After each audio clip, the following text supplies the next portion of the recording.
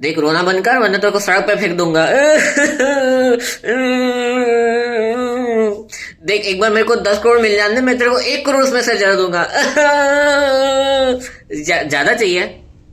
हाँ देख 2 करोड़ तेरे को दे दूंगा। और ज्यादा चाहिए? देख 3 करोड़ दे दूंगा। तो फिर कितने चाहिए? 10 करोड़। ये सीन याद आया कुछ? फिर मैं इसलिए चश्मा उतार कर रो रहा था, अब चश्मा पहन लेते हैं। So hi guys, welcome back to another Shadow Comics. तो कैसे आप लोग?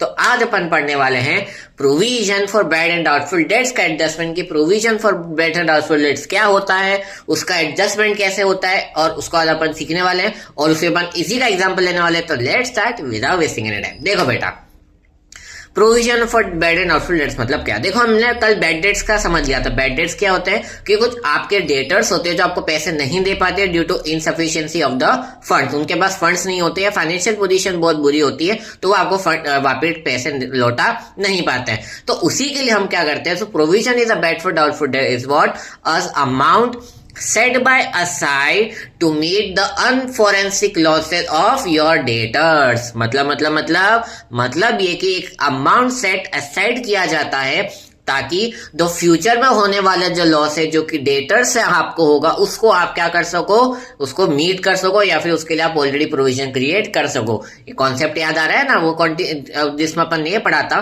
कि प्रॉफिट को एंटिसिपेट नहीं किया जाए, लेकिन अगर लॉस अगर लग रहा है तो उसके लिए आप प्रोविजन क्या करोगे, आपको ऑलरेडी बनाना पड़ेगा। तो that is provision for bad and doubtful debts कि फ्यूचर में अगर आपको लॉस होएगा, कुछ डेटर्स आपको ऐसा लग रहा है कि पैसे नहीं देंगे, तो उसके लिए आप अभी से क्या कर लो, प्रोविजन बना लो। करेक्ट। अब इस एग्जांपल को वापस में लेते हैं। वो 10 करोड़ रुपए का सवाल था भैया, ठीक है? कितने का था? 10 करोड़ का था।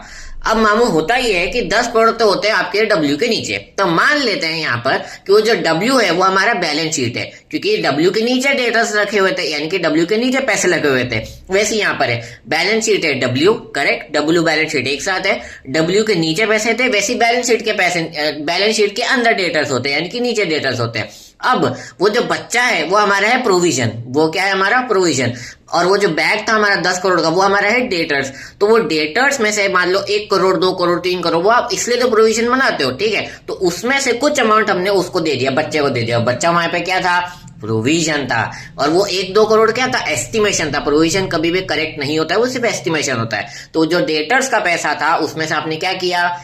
प्रोविजन में कुछ अमाउंट दे दिया। तो तब तक के लिए Tata study and be happy.